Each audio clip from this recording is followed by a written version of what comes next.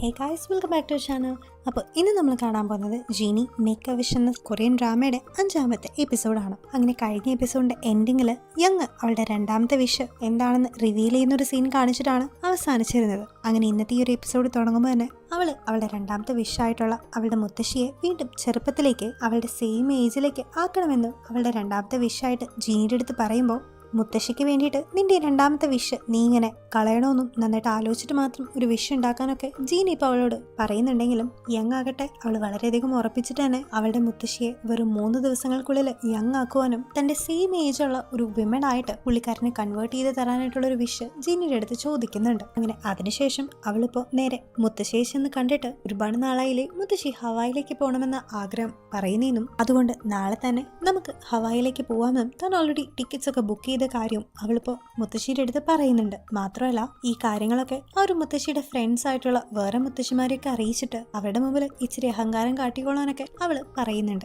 അങ്ങനെ അടുത്ത സീനിൽ നമ്മൾ കാണുമ്പോൾ ഇപ്പോ യങ്ങിന്റെ മുത്തശ്ശി നേരെ ചെന്നിട്ട് അവളുടെ ഫ്രണ്ട്സിന്റെ അടുത്തൊക്കെ ഈ ഒരു കാര്യം പറയുകയും ഇത്രയും ഓൾഡ് ഏജിൽ അവൾക്ക് ഇങ്ങനെ അവളുടെ ഏറ്റവും വലിയ ആഗ്രഹം സാധിച്ചു കിട്ടിയ സന്തോഷം അവൾ പ്രകടിപ്പിക്കുമ്പോൾ അവിടെ ഇരിക്കുന്ന ചില മുത്തശ്ശിമാർക്കൊക്കെ അവളോട് ചെറിയ ജലസിയൊക്കെ തോന്നുന്നുണ്ട്. അവിടെ നിന്ന് സീൻ കാട്ടിയത് പിന്നീട് നമ്മളെ കാണിക്കുന്നത് ഇം സിയോൺ എന്ന് പറഞ്ഞ് ജീനിയുടെ അടുത്ത് ആ ഒരു വിഷ് ചോദിച്ച് ജീനിയുടെ ആദ്യത്തെ ടാർഗറ്റിനെയാണ്. അവളാകട്ടെ അവളുടെ 2ാമത്തെ വിഷ് യൂട്ടിലൈസ് ചെയ്തിട്ട് 20 വർഷം മുമ്പേ തന്നെ പോയി നല്ലൊരു ജോലി കിട്ടി ഇപ്പൊ സെറ്റിൽഡ് ആയിട്ടൊരു ലൈഫാണ് ലീഡ് ചെയ്യുന്നതെങ്കിലും ഒരുപാട് പൈസയൊക്കെ കയ്യിലുണ്ടെങ്കിൽ പോലും അവൾക്കിപ്പോ ഫുള്ള് സ്വന്തം മകളുടെ കാര്യം ആലോചിച്ചിട്ട് ആകെ ടെൻഷനും പേടിയും മാത്രമാണ് ഉണ്ടായിരുന്നത്. കാരണം അവളുടെ മകളാകട്ടെ വളരെ കുറഞ്ഞ ഏജിലാണെങ്കിൽ പോലും സ്കൂളിലൊന്നും പോവാണ്ട് ക്ലാസ് ഒക്കെ കട്ട് ചെയ്ത് കണ്ണി കണ്ട ആൾക്കാരുടെ ഒപ്പം കറങ്ങി നടന്നിട്ട് വളരെ വഴി തെറ്റിയ ഒരു രീതിയിലാണ് പോയിക്കൊണ്ടിരുന്നത്. മാത്രമല്ല അവളുടെ വേസ്റ്റ് ബാസ്കറ്റിൽ നിന്നിപ്പോ ഇംസിയോണ് ഒരു പ്രഗ്നൻസി കിറ്റ് കൂടി കണ്ടെടുക്കുമ്പോൾ ഇതൊക്കെ കണ്ട് ആകെ ദേഷ്യം വരുന്ന ഇംസിയോണപ്പോ അവളുടെ മകളായിട്ടുള്ള ജിയോങ്ങിനെ വിളിച്ചിട്ട് നീ കോളേജിൽ നിന്ന് ഡ്രോപ്പ് ഔട്ട് ചെയ്തോന്നും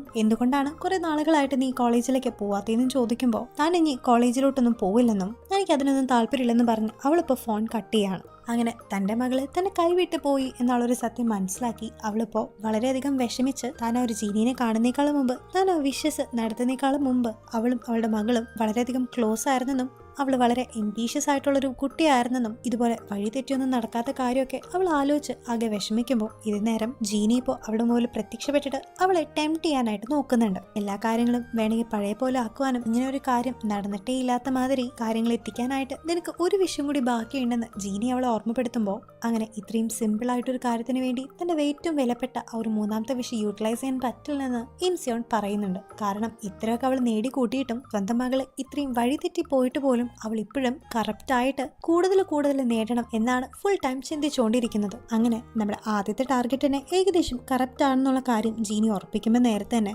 യങ്ങിന്റെ വീട്ടിലാകട്ടെ ഇപ്പൊ 3 ദിവസം കഴിഞ്ഞതും ഇനി വളരെ കുറച്ച് സെക്കൻഡുകൾ മാത്രമേ ഉള്ളൂ തന്റെ മുത്തശ്ശിയെ ഒരു യങ് ഗേളാക്കി മാറ്റാനെന്ന് അവൾ ഓർമ്മപ്പെടുത്തുമ്പോൾ അടുത്ത സെക്കൻഡിൽ തന്നെ അവിടേക്ക് എന്തോ വെളിച്ചമൊക്കെ വന്ന് ജീനി ഇപ്പോൾ അവളുടെ അടുത്ത് അവളുടെ മുത്തശ്ശിക്ക് ചേഞ്ച് സംഭവിച്ച കാര്യം പറയുന്നുണ്ട്. അങ്ങനെ ഇപ്പൊ യങ് അത് ചെക്ക് ചെയ്യാൻ പോവുകയും ഉറങ്ങിക്കിടക്കുന്ന അവളുടെ മുത്തശ്ശിയുടെ മുഖം ഇപ്പോൾ വളരെ യങ് ആയിട്ടുള്ള വളരെ ബ്യൂട്ടിഫുൾ ആയിട്ടുള്ള ഒരു ലേഡിയുടെ ആയി മാറിയത് അവള് ശ്രദ്ധിക്കുന്നുണ്ട്. ഇതേ നേരം മുത്തശ്ശിയാകട്ടെ അങ്ങനെ നടന്നു പോയിക്കൊണ്ടിരിക്കെ തന്നെ പെട്ടെന്ന് അവളുടെ മുഖം മിററിൽ കാണുമ്പോൾ ആദ്യം അത് വേറെ ആരെങ്കിലാണെന്ന് അവൾ വിചാരിച്ചെങ്കിലും പിന്നീട് അത് താൻ തന്നെയാണെന്ന് മനസ്സിലാക്കിയിട്ട് മുത്തശ്ശി പല തവണ ബോധം കെട്ട് വീഴുമ്പോൾ മുത്തശ്ശിയുടെ ഈ ഒരു ഷോക്ക് മനസ്സിലാക്കി അവളെ സേഫ് ആക്കാനായിട്ട് യങ് ഇപ്പോൾ അവളുടെ അപ്പുറത്തും ഇപ്പുറത്തൊക്കെ കുറെ തലോണകളൊക്കെ കൊണ്ട് ഇടുന്നുണ്ട്. അങ്ങനെ അവസാനം ആ ഒരു ഷോക്കൊക്കെ അവസാനിക്കുമ്പോൾ മുത്തശ്ശി തന്റെ പുതിയ ഒരു രൂപവും ഭാവവും സൗണ്ടൊക്കെ കേട്ട് ആകെ ഒന്ന് ഞെട്ടിപ്പോകുന്നുണ്ടെങ്കിലും തന്റെ തിരിച്ചു കിട്ടിയ ഈ ഒരു യൂത്ത് ഒന്നും കൂടി ആസ്വദിക്കാനായിട്ട് മുത്തശ്ശി തീരുമാനിക്കുകയും പിന്നീട് നേരെ തന്നെ നമ്മുടെ യങ്ങിന്റെ വാർഡ്രോബ് പോയി നോക്കിയിട്ട് അവിടെ അവളുടെ കുറെ ഡ്രസ്സുകളൊക്കെ എടുക്കുന്ന കണ്ടിട്ട് അതൊക്കെ ട്രൈ ചെയ്ത് നോക്കുകയും അവളെ പോലെ ഡ്രസ് ചെയ്ത് പുറത്തേക്ക് ഇറങ്ങാനും ശ്രമിക്കുന്നുണ്ട്.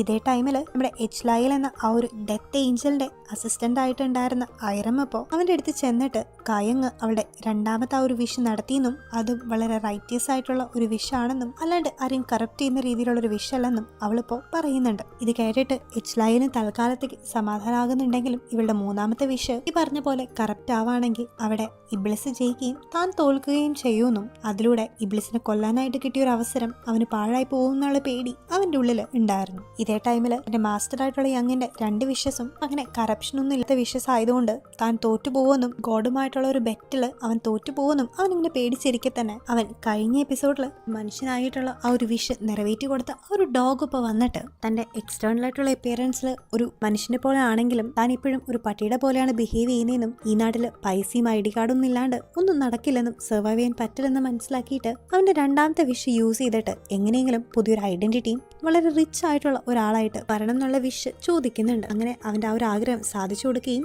ചെയ്യുന്നുണ്ട്. ഇതേ നേരം നമ്മുടെ എച്ച്ലൈലിന്റെ ബിൽഡിങ്ങിലെ നോക്കുകയാണെങ്കിൽ എച്ച്ലൈലും ഇപ്പൊ കാലാകാലങ്ങളായിട്ട് സേവ് ചെയ്ത് വെച്ചുകൊണ്ടിരുന്ന അവന്റെ പൈസയും അവന്റെ ഏറ്റവും ഇഷ്ടപ്പെട്ട ഒരു പെയിന്റിംഗ് ഒക്കെ ഇബിളിസ് തകർത്തതും ആ ഒരു പൈസയൊക്കെ അടിച്ചു മാറ്റി കൊണ്ടുപോയതൊക്കെ ഇപ്പൊ അവൻ അറിയുമ്പോൾ ഇതൊക്കെ കണ്ടിട്ട് അവനാകെ ദേഷ്യം തോന്നുന്നുണ്ട്. ഇതേ നേരം നമ്മുടെ ഗ്രാൻഡ്മയെ കാണിക്കുകയാണെങ്കിൽ അവളിപ്പോ നമ്മുടെ യങ്ങിന്റെ ക്ലോത്ത്സ് ഒക്കെ ഇട്ടിട്ട് ആ ഒരു സ്ട്രീറ്റിൽ കൂടെ ഒക്കെ നടക്കുന്നത് കണ്ട് അവളുടെ അടുത്തേക്ക് ഇപ്പോ യങ് ഓടി ചെന്നിട്ട് ഇതൊന്നും ഈ സീസണിൽ ധരിക്കേണ്ട ക്ലോത്ത്സ് അല്ലെന്നും ഗ്രാൻഡ്മയെ ഇങ്ങനെ വിട്ടാൽ ശരിയാവില്ലെന്നും പറഞ്ഞ് അവൾക്ക് പണ്ട് ഗ്രാൻഡ്മ കുറെ റൂൾസ് ഒക്കെ കൊടുത്തതുപോലെ ഇപ്പൊ അവള് തിരിച്ച് ഗ്രാൻഡ്മയ്ക്കും ഒരുപാട് റൂൾസ് ഒക്കെ സെറ്റ് ചെയ്ത് കൊടുക്കുന്നതിനിടയിൽ ഇബ്ലിസ് വന്ന് ഫുഡ് ചോദിക്കുമ്പോൾ ദേഷ്യം വരുന്ന യങ് അവൻ അവിടെ നിന്ന് ഓടിച്ച് വിടുന്നുണ്ട്. അങ്ങനെ അവിടെ നിന്ന് ഇറങ്ങിയ പാവം നമ്മുടെ ഇബ്ലിസ് ഇപ്പോൾ ഒരു ക്യാബേജ് ഫാമിലൊക്കെ പോയിട്ട് ജോലി ചെയ്ത് അങ്ങനെ കുറച്ച് പൈസയൊക്കെ ഉണ്ടാക്കുകയാണ്. അങ്ങനെ ആദ്യമായിട്ട് അവനൊരു പൈസ ഏൺ ചെയ്യുന്ന സന്തോഷമൊക്കെ ഇപ്പൊ അവന്റെ മുഖത്ത് നമുക്ക് കാണാൻ സാധിക്കും. അങ്ങനെ പിന്നീട് അവിടുന്ന് സീൻ കട്ട് ചെയ്ത് നമ്മൾ പിന്നീട് കാണിക്കുന്നത് നമ്മുടെ ജീനിയുടെ 4ാമത്തെ ടാർഗറ്റ് ആയിട്ടുള്ള സങ് ടേ എന്ന ഒരു ഡ്രൈവറിനെയാണ്. അവനിപ്പോ വണ്ടി ഓടിച്ചുകൊണ്ടിരിക്കെ തന്നെ ഒരു ഡിയറിനെ ആക്സിഡന്റ് ആക്കുമ്പോൾ അവൻ വീണ്ടും ഒരു കത്തിയെടുത്ത് അതിനെ കൊല്ലാൻ നിൽക്കുന്ന അതേ നേരത്തെ തന്നെയാണ് അവന് മുമ്പിലായിട്ട് ഇപ്പൊ ജീനി പ്രത്യക്ഷപ്പെടുന്നത്. പിന്നെ ജീനി അവന്റെ 3 വിഷസ് ചോദിക്കുന്നുണ്ടെങ്കിലും അവനിപ്പോ ഇത് ജീനിയൊന്നും ആണെന്ന് വിശ്വസിക്കാണ്ട് നീ ശരിക്കും ജീനിയാണെങ്കിൽ ഈ ചത്തുപോയ ഡിയറിനെ തിരിച്ച് ജീവനിലേക്ക് കൊണ്ടുവരാൻ പറയുമ്പോൾ ജീനി അത് ചെയ്ത് കാണിച്ചു കൊടുക്കുന്നുണ്ട്. പക്ഷെ ഇതേ നേരം വെറും ഈ ഒരു ഡിയറിന് വേണ്ടി തന്റെ ഫസ്റ്റത്തെ വിഷ് മനഃപൂർവ്വം ആ ഒരു ജീനി നഷ്ടപ്പെടുത്തിയതാണെന്നും സത്യം എന്താണ് മുമ്പേ പറയാത്തതെന്നും ചോദിച്ച് അവനിപ്പോ ജീനിയെ തന്നെ ആക്രമിക്കാൻ പോകുമ്പോൾ ജീനിയാകട്ടെ അവനായിട്ട് 8ന്റെ പണി കൊടുക്കുന്നുണ്ട്.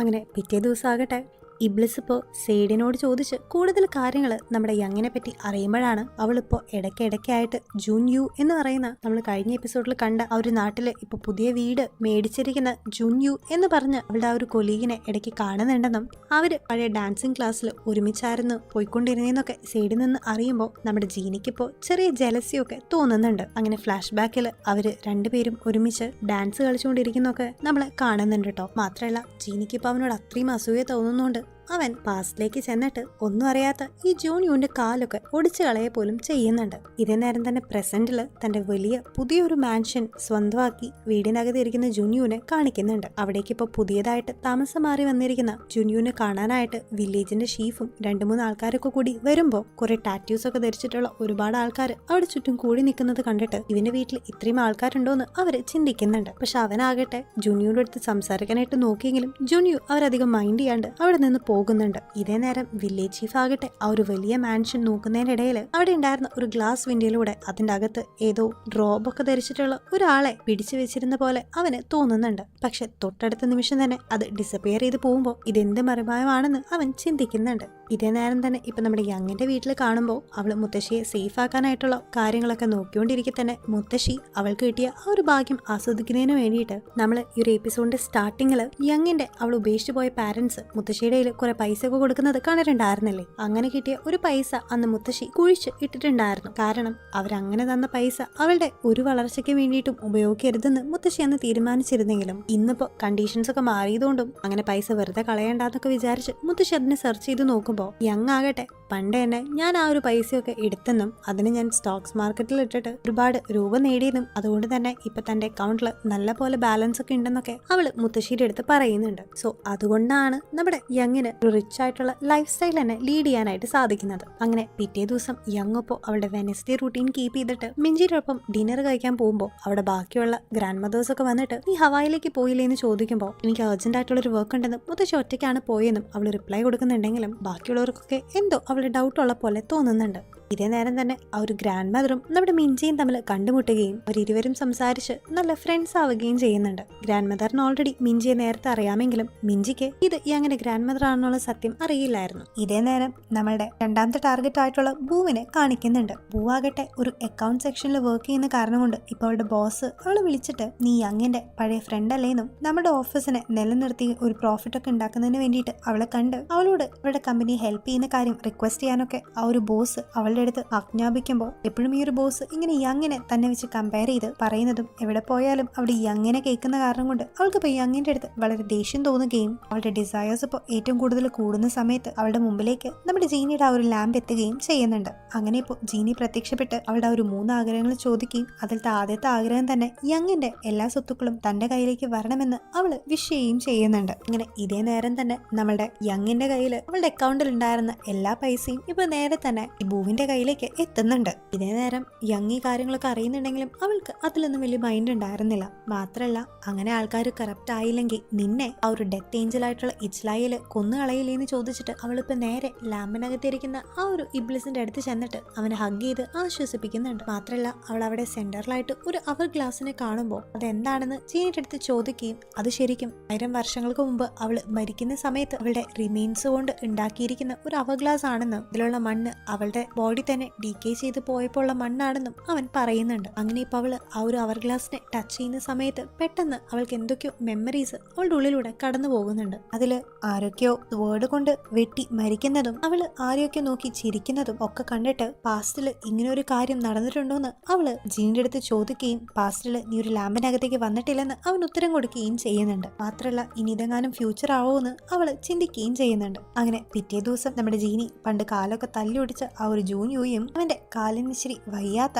അവന്റെ മകനും കൂടിയിട്ട് യങ്ങിന്റെ ആ ഒരു മെക്കാനിക്കൽ ഷോപ്പിലേക്ക് വരികയും ജൂനിയു ഇല്ലാത്ത നേരത്ത് യങ്ങും ഒരു കൊച്ചും കൂടി ഓരോ കാര്യങ്ങളൊക്കെ പറഞ്ഞു നിൽക്കെ തന്നെ സെയ്ഡ് ഇപ്പൊ അവിടേക്ക് വരുന്നതിന്റെ ഇടയില് സെയ്ഡിന്റെ പുറകിലുള്ള മിസ്റ്റിക്കൽ ആയിട്ടുള്ള ഒരു ഷാഡോ ആ ഒരു കുട്ടിക്ക് കാണാനായിട്ട് സാധിക്കുന്ന കാര്യം നമ്മളെ കാണിക്കുന്നുണ്ട്. ഇതിലൂടെ തന്നെ ആ ഒരു കുട്ടി എന്തോ സ്പെഷ്യൽ ആണെന്ന് നമുക്ക് മനസ്സിലാക്കാൻ സാധിക്കും. ഇതേ നേരം ഇബ്ലിസ് തന്റെ ആ ഒരു ഫേവറേറ്റ് പെയിന്റിങ് തകർത്തേനും തന്റെ പൈസ ഒക്കെ എടുത്തോണ്ട് പോയതിന്റെയും പേരിൽ ദേഷ്യം വരുന്ന ഇച്ച്ലായിലിപ്പോ നേരെ ചെന്ന് ഇബ്ലിസുമായിട്ട് ഒരു ഫൈറ്റിൽ ഏർപ്പെടുന്നുണ്ട്. രണ്ടുപേരും കുറെ നേരം തല്ലുകൂടിയെങ്കിലും ലാസ്റ്റ് അവർ രണ്ടുപേരും പരസ്പരം വോൺ ചെയ്തിട്ട് ആ ഒരു ഫൈറ്റ് അവസാനിപ്പിക്കുന്നുണ്ട്. അങ്ങനെ അന്ന് നൈറ്റും യങ് താൻ നേരത്തെ കണ്ട ആ ഒരു വിഷൻ പോലെ തന്നെ കുറെ ആൾക്കാർ മരിക്കുന്നതും അവൾ ചിരിക്കുന്നതും ഒപ്പം തന്നെ ഒരു ചെറിയ കുട്ടി ഇപ്പോൾ എന്തോ പറയുന്നതൊക്കെ വീണ്ടും അവൾ സ്വപ്നത്തിൽ കാണുന്നുണ്ട്. ഇതേ ടൈമിൽ തന്നെ പുറത്ത് ഇച്ച്ലായിലിപ്പോ അവളുടെ അടുത്തേക്ക് വന്നിട്ട് ഞാനിപ്പോ വന്നിരിക്കുന്നത് നിന്റെ 3ാമത്തെ വിഷന് നിന്നെ അസിസ്റ്റ് ചെയ്യാൻ വേണ്ടിയിട്ടാണെന്നും ശരിക്കും നീ വിചാരിക്കുന്ന പോലെ ഒരാളല്ല ഇബ്ലിസ് എന്നും നിന്റെ ഈ ഒരു 3 വിഷ് കഴിഞ്ഞാൽ ഇബ്ലിസ് എന്തിനായിരിക്കും നിന്നെ കൊല്ലാനായിട്ട് ശ്രമിക്കുന്നതെന്നും ഇതിനു മുമ്പത്തെ നിന്റെ ലൈഫിൽ